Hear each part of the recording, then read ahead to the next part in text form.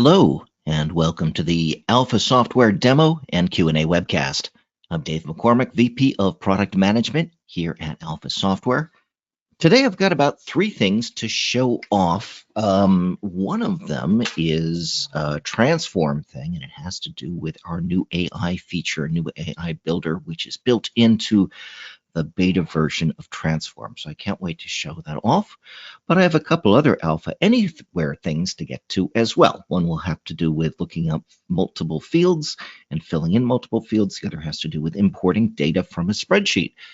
Both of those were requests from people watching the Alpha Software Demo and Q&A webcast, and we encourage requests. You can either type them into the questions box of the GoToWebinar control panel, or you can send them to me at guides, G-U-I-D-E-S, at alphasoftware.com. If I'm able to figure them out on air, I will do it. Otherwise, I will prepare them for the next time around. I can also send you an email with the answer.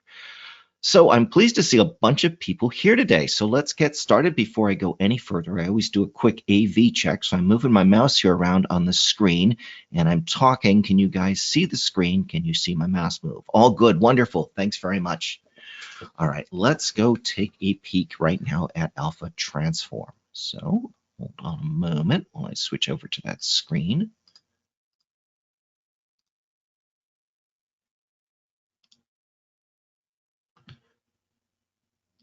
All right, we're getting there. And here's TransForm Central. Okay, welcome to the TransForm Central home screen.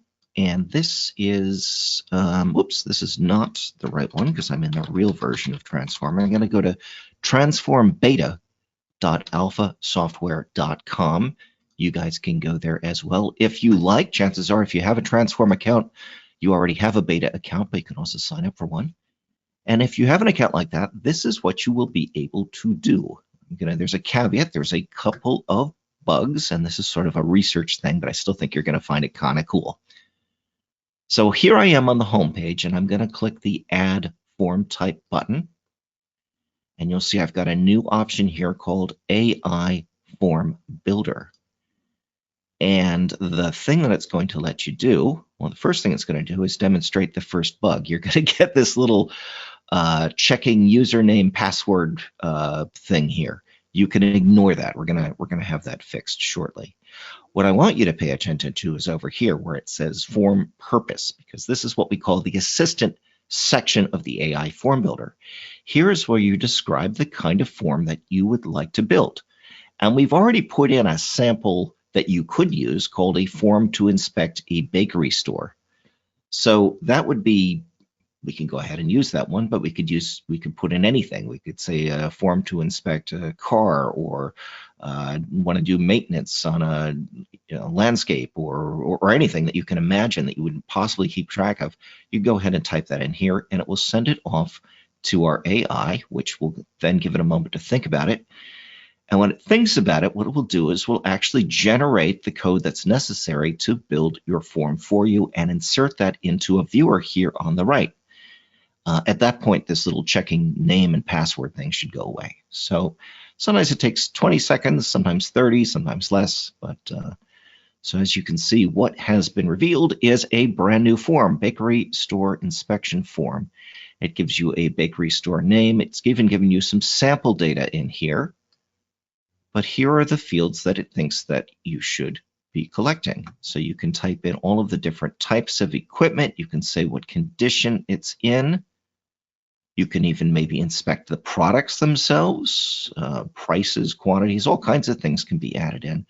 But the nice thing is that you can say, you know what, I'm only here to inspect the equipment. So you can start giving it suggestions. You could say, I only want to inspect, I'm sorry, this is very small writing here. We're going to probably have to make that font bigger. Maybe if I Control Plus, let me see if I can make this bigger. Whoops, that's way too big. Okay.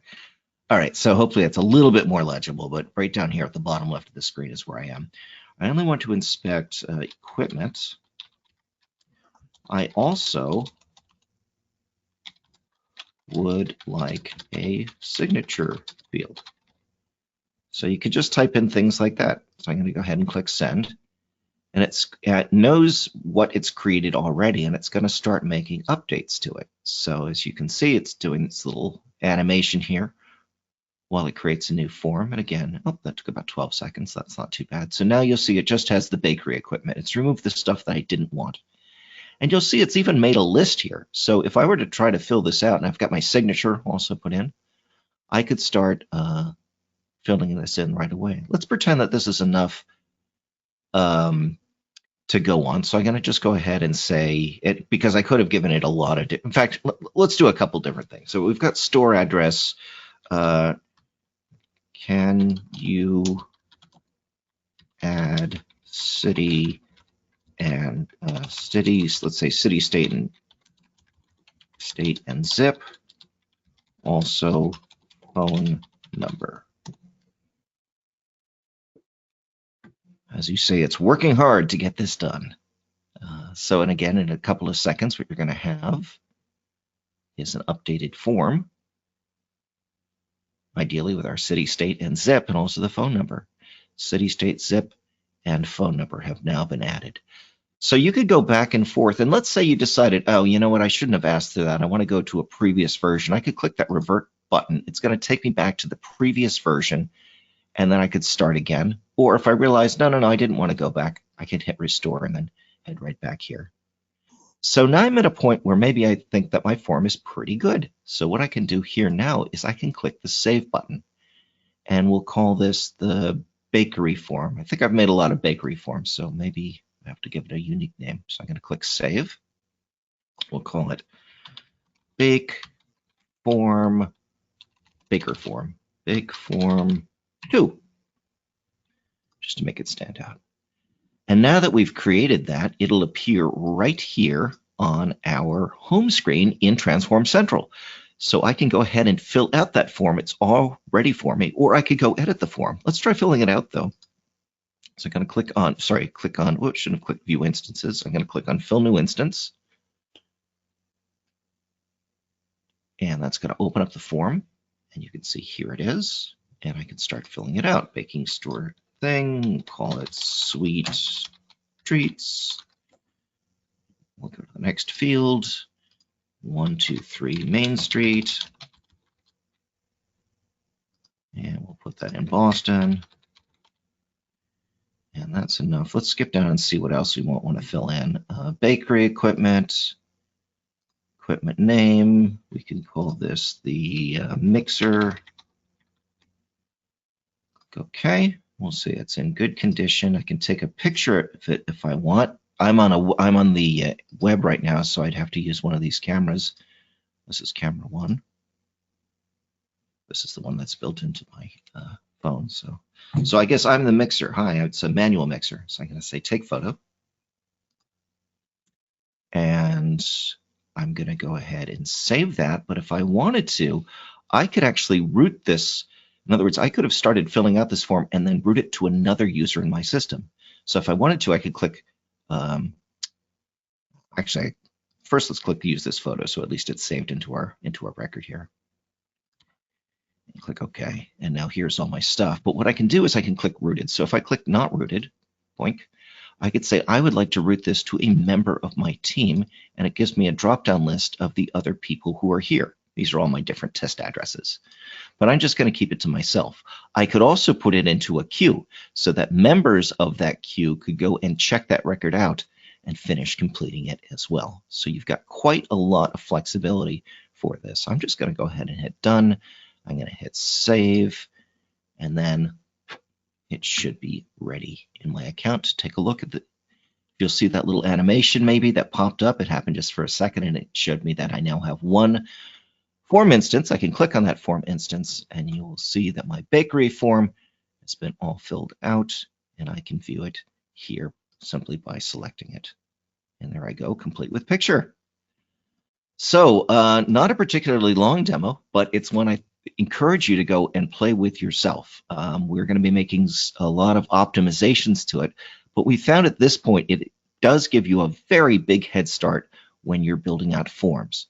You can also paste into that window a whole bunch of fields that you would like to do. So I gave it general instructions, but you can get very, very, very specific. You could say, I'd like these 30 fields, and here they are to be included in this form, and it will go ahead and build them for you. It'll even make good assumptions, usually good assumptions, about what types of fields they are. So they won't all be text fields. If you've got a photo, it'll mark it as a photo field, or a signature as a signature field, or if you had something like start date, it would work out that, oh, that's probably a date field, and make that a date field.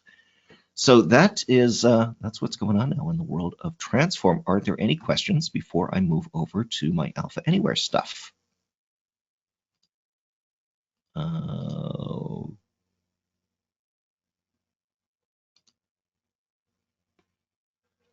Excellent. Well, it looks like we've gotten some is the AI builder clever enough to build out dynamic data and linked SQLite databases? It does not know how to do that yet, but that would be a great addition. I'd also like to have that builder start building out some TPL things if you wanted to perform calculations. And we have that in the works right now.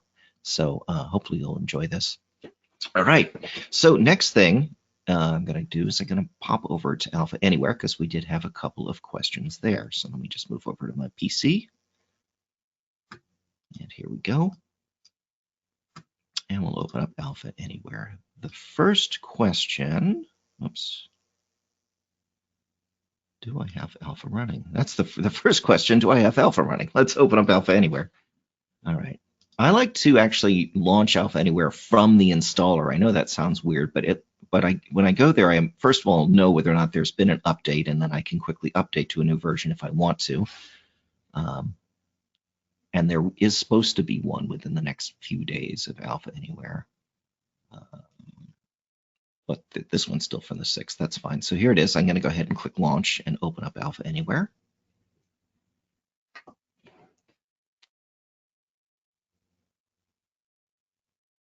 And these two questions that we had today both had to do, or actually came from someone who was used to using the grid component in Alpha Anywhere, but was not as much used to using the UX component.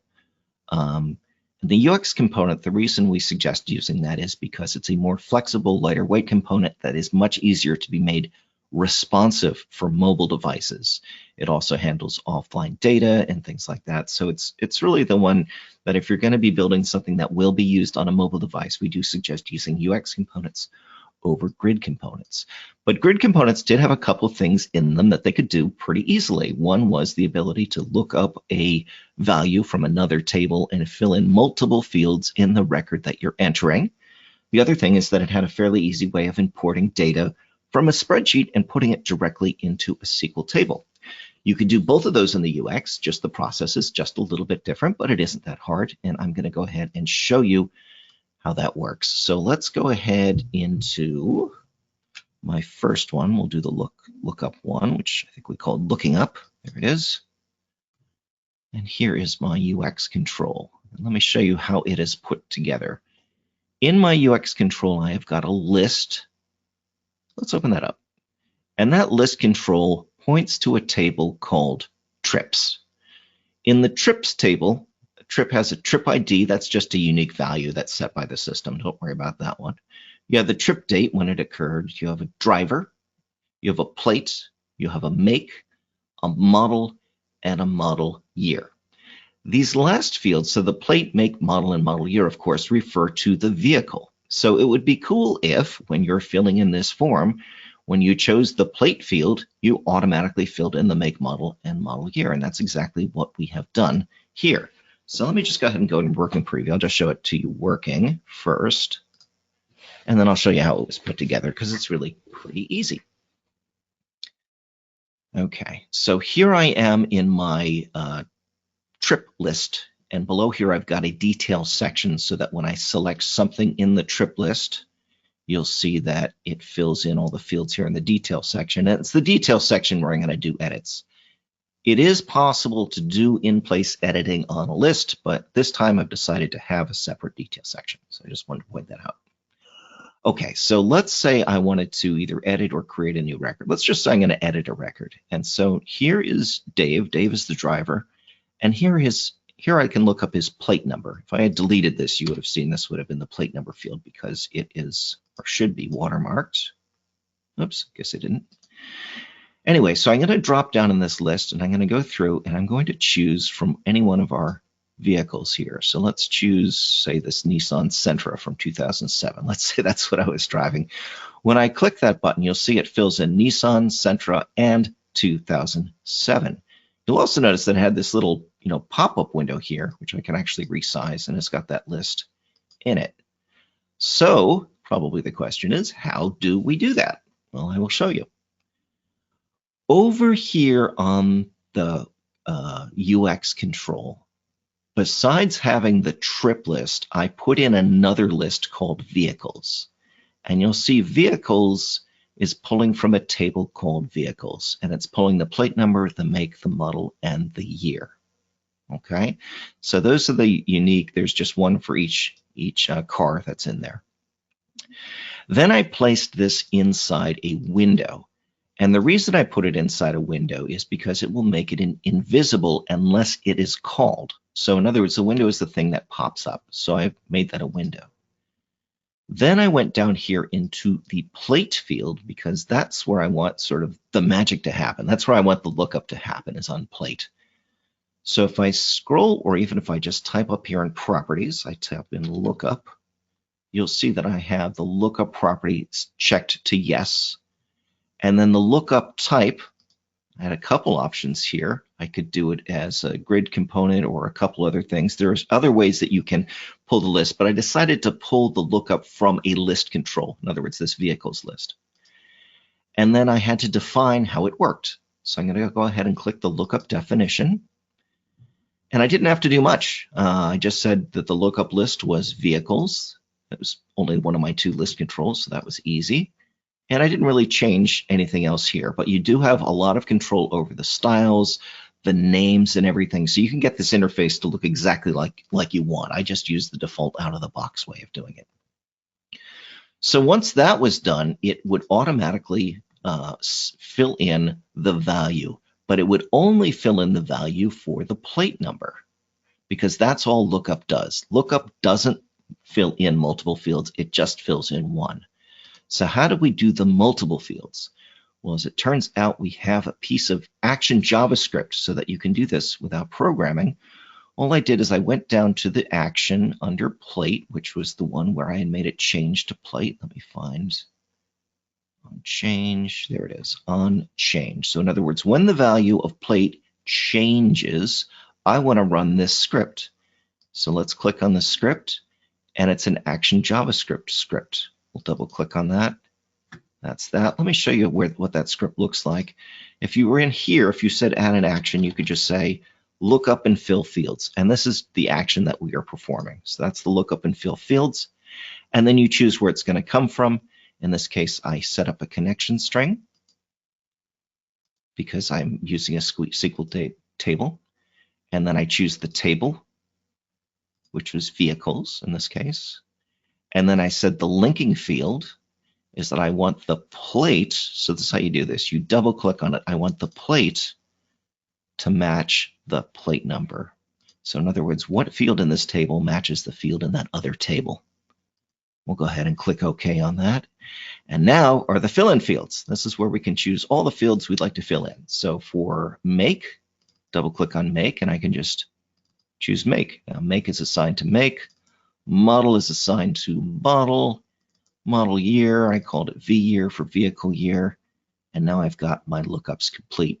And that's all that it took. I'm going to cancel out of here. You've already seen that it works, but it's a two-parter. One is first to do, actually a three-parter. One is when you're doing a lookup, first create a list of the values that you want looked up. You can point that to a SQL table. Place that inside a window. And a window, by the way, is just a container. Let me remove it and I'll show you how you do that. I'm going to click yes. We'll go ahead and remove that. So when you want to put something in a window, all you do is you go to the thing that you want to place, and you can choose multiple. You go to add controls. You're going to choose container. And one of the container types is called window. So we just click OK on that, say insert around. Oh, insert before, I guess. Oh, I need a beginning and an ending tag. Here we go, insert around. And there it is. And that's all that it took to make that window. So that's it in a nutshell. Once that is inserted, you go to the plate or whatever your field is, you set a lookup, you tell it what field from what table from what list, and then you set its on submit value or its on change value. You set up a script and you just use the action JavaScript called lookup and fill in fields. So it's a couple of steps, 3 or 4 steps, but once you get it, you can do quite a few of them. And it's a really great thing to add to your interface.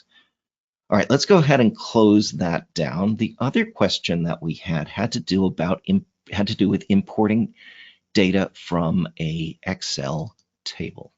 So I'm going to go ahead and open up this other example that I have going here, and this happens to be my vehicles table. So here they all are. What I'm going to do is I'm actually going to go and delete a bunch of these because I've got a spreadsheet that has them in it, and I'm going to show you how we did an import. So let's go ahead into, let's say, my little SQLite thing. We're going to go into vehicles.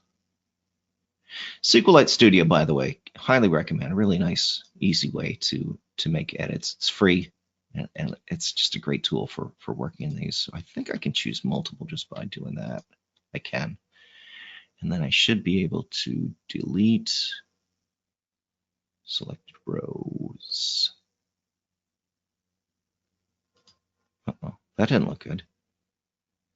Huh. Oh, let's commit it. Let's see what happens. Oh, it looks like I deleted everything. All right, not a problem.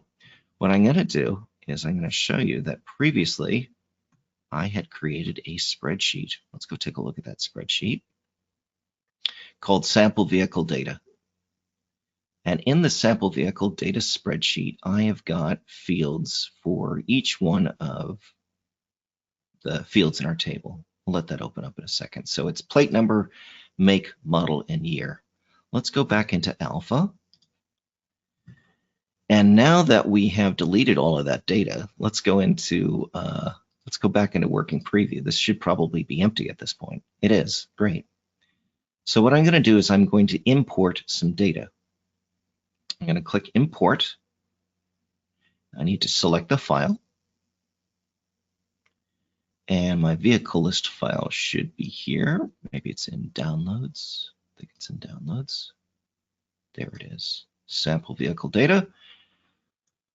Open up, and I'm going to click update. By the way, who made this sample vehicle data? ChatGPT, of course. So it's a great way to make sample data. Let me go ahead and upload this file. And then this should be a little, oh, sorry, I can't do this in working preview. Big caveat, I'm glad I made that mistake. I'm glad I made that mistake on purpose. Let's go into live preview. No, I already have a server running. And in live preview, yes. So things that work with files in general, like uploading a file, downloading a file, that kind of thing, those typically don't work in working preview. I believe it's actually mentioned there in the documentation, but I forgot. So sorry about that. We can do the import from here. We can open up in Edge or in Chrome. I think I can do it. I think this will let me prompt it, and if not, oh yeah, it does look like it will. Yeah, it does. Okay, great. So I'm going to select a file, sample data, click upload. There we go. And bang, there they all are, right back into my table. And that's all that I had to do. Likewise, I can export data from a table as well. So I'm going to click this export button. And actually, I can't really tell. I think I probably have to be in a proper browser. So let's go into Chrome. All right, and we're going to click export. There we go. And there is, it made up a file name for me. And if I click on that, it should open in my default viewer. Dun-dun-dun. Yeah, okay. And there's the data that has now been exported. So how do we do exports? How do we do imports? Real simple. We're going to go into Alpha Anywhere, and we'll go into Designer, and I just have two buttons. One's called Import, one's called Export. If I double click on Import, you will see it is an action JavaScript action called Import Data into a List Control from Excel or ASCII file. So I've got that there. And then what I'm going to do is I'll double click on that, show you how it's set up. You will, first of all, you can specify the allowed extension. So I happen to use a spreadsheet, but you can also do it as a CSV file, which is completely fine. You can set a maximum file size. You can choose what the buttons look like when you're selecting the file. That's all optional here. You can say what the window title should be. I thought select file was fine because it prompted you for what you needed to do. The working message, you could trade this in with your own little animated GIF if you wanted to, and all that. The only thing that I really had to do that was key was target list control name, and that's where I had to select the list. There's only one in this case, so it was pretty easy, but that's where you choose it. You might also want to limit the number of records that you process at once, because that didn't take long to do 30. Maybe if you did 1,000, it'd be okay, but it will tie up the server for a certain amount of time. So it might make sense to require people to do things in batches if you find you've got some performance issues with loading in too many things at a time. So that's what that is for. You can also do some things like after it's been uploaded or after it's been imported, you can fire off some scripts. You can maybe make a nice message, saying how many records were imported, although I did actually tell you that. Or it could do something else, or you can have it synchronize the database after it's been added to the list. So all kinds of options there as well. So I'm going to go ahead and click close. So that is import. One question you might say to yourself is, okay, if I'm doing it as a spreadsheet, how do I know what the format is of the spreadsheet? I mean, it needs to be in a certain format for Alpha Anywhere to accept it. And I think the easiest way to do that is to insert an export button so that you can export a copy of your database, at least with the field names in it, so that you'll know what it's like, and you can use that as a template. So let's take a look at what it takes to build an export button. I'm going to go ahead and double click on that button here, and sure enough, another action JavaScript. So we're going to click on that action JavaScript. And this one was called List Control Actions. If I click Add New Action, you'll find it looks like this. It's called List Control Actions, Multiple Actions. When you select multiple actions, you'll see there's a bunch of different things that you can do. But one of them is to export the data from a list. Oh, look, they even put the import data into a list from ASCII and Excel. So they've added that there as well. So that's another way to get to that same action. So I'm going to click OK on that to the export. And then all I had to do was choose the list ID. There's my list ID. And that's all there was to it. So I'm going to go ahead and cancel out of that. Save changes. Nope. And as you saw before, again, this is something we have to do in live preview. And not only in live preview, but in an actual browser when you're doing an export. So when you're in live preview, click on either Chrome or Edge. And then you will find that those buttons then work. All right, cool. All right, so while I've been demonstrating, I have not been looking over at the questions window. Let's go take a look and see what questions there are, what we can do here. Are there import and export options available for people like me who don't use the list control? Yes, but first of all, I'd suggest using the list control even if it were hidden, because it doesn't have to be displayed if you're doing it on a UX. On the other hand, if you're doing it in a grid, it's a little bit different. So let's go over there. Let's assume you're doing like a web thing, and we're going to build a new grid. I don't do them that often, but I'll show you how it works. So I'm going to build a new web component, but this time instead of UX, I'm choosing grid. And I'll just start from a blank grid. Okay. And then in the grid, typically the first thing you do is you set up your data source, because a grid is always bound to a particular data source. And then once you've chosen the data source, you can insert fields. But along with fields, you can also insert some other things like buttons, and that's what I'm going to do here. So I'm just going to short circuit that and go right into here. So if you click insert and you say that you would like to insert a button, you'll notice grids have got a different set of action JavaScripts than UXs do. So I'm going to go ahead and define this, the script for this, which I guess would be the onClick. I'm going to add a new action. And this time when I type in import, you're going to see it just says import data from Excel or ASCII file. And what this lets you do is it lets you import the spreadsheet like I showed you before, except either into your current grid or directly into an external table, directly into a SQL Server table. So this might be what you're looking for. If you're looking for grids, this is the one that you're going to look for. List controls, again, aren't supported in grids, so you're not going to see that option here. This option does not exist in UXs. So the way I showed you is the way you need to do it in UXs, but this is the way you do it in grids. So hopefully that clarifies that a bit. Someone said view boxes. Oh, I should find a way for doing view box. I understand why you'd want to do that in a view box, but it does need to be connected to a data source underneath. Well, let me ask about that and see if I can come up with a better answer to that question for next time. Thank you for asking it, though. Oh, so the question is, what happens if the imported, yes, if the, I say yes, well, let me read the whole question since you don't know what it is. What happens if the imported spreadsheet has fields that don't match the list?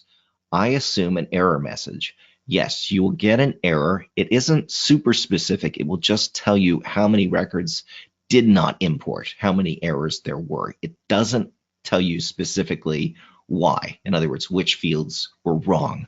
So it might be better when you're doing this to start with one that you have exported first, so you know that the fields for a fact are going to line up. How do I change the color of the text on the import button only? On the import button. So I'm going to guess you mean, well, there's two import buttons. There's the import button on the, let me show you. Show you how to do both of them. Let's go to import. So this might be the one that you want to change. Wouldn't be surprised. I don't like the default myself. In fact, just for fun, let's remove the spaces between them. Okay, so here we are in the import. What I might want to do is set this as a set a sub-theme on this. And I'm going to choose a sub-theme of, well, I could choose like one of these guys here, which already have a color in them. So I could say, I could do it like a confirm button or a deny button. But what I like to do is do primary, because I tend to like it always looking like a button. So let's go ahead and click OK on that. And so if I go back over to working preview, you're going to see, in fact, let's attach the working preview window so we can mess with it and see the results at the same time. So I'm going to take this, I'm going to set that aside. I'm going to switch on automatic refresh. We're going to go back into design mode. And now let's start making some changes. So here's the button. Let's start with the button class, but we could also just do a button inline style. So for the button inline style, I think what they've probably done is color red. So that's probably just the,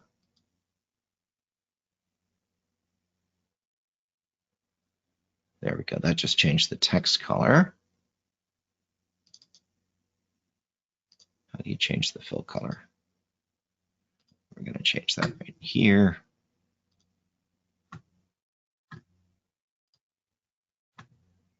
Color background, background color. There we go. Let's make the background color, let's go with like a green or something. Let's look at dark green. And then for the text, the red's going to look terrible. So let's go to like white or something like that. I think that should do it. Just okay. Click OK on that. It's going to re-render. It's going to refresh. And there we go. So hopefully that was your question. If your question was, once you clicked on import, how do I upload? This is an import button. It's an upload button. But you change that in the action JavaScript if you wanted to change the styles of those. I never mind showing people how to change the styles and stuff. I think it's really important that you make your application look exactly the way you'd like it. So I'm going to click on that. I'm going to go into the Action JavaScript, and then right down here where I've got my buttons, button label,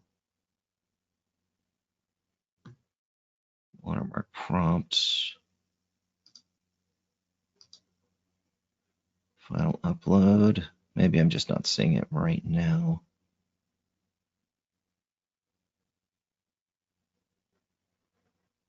I am fairly certain this is where you would make those updates, but again, I'll take a look and let you guys know next time. You can always drill. I've shown classes also where you, or in other webinars where I've shown how to drill down and find that particular style in the style sheet where you can update it that way, or make a temporary one in your style sheet that overwrites that. But I'll take a look at that for next time. It's a good question. But yeah, that was it. Someone says, "Hey, if my question is based on a post in the forum, can I just send you a link to that post?" Yeah, that would be great. There'd be no problem at all with that, and we could also probably answer it in the post too. So we'd kill two birds with one stone. So yeah, please, that would be super.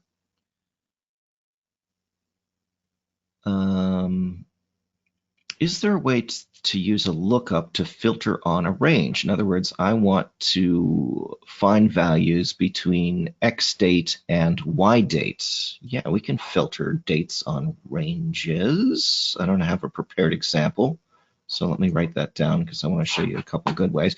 If you want to just let me know a couple notes about your specific case, I can actually tailor that one a little bit. Are you using a date control? Is your data being stored in a list control? Just sort of let me know how it'll do. Okay, wonderful. Thanks. Just send me off an email. And then the other question is, nice.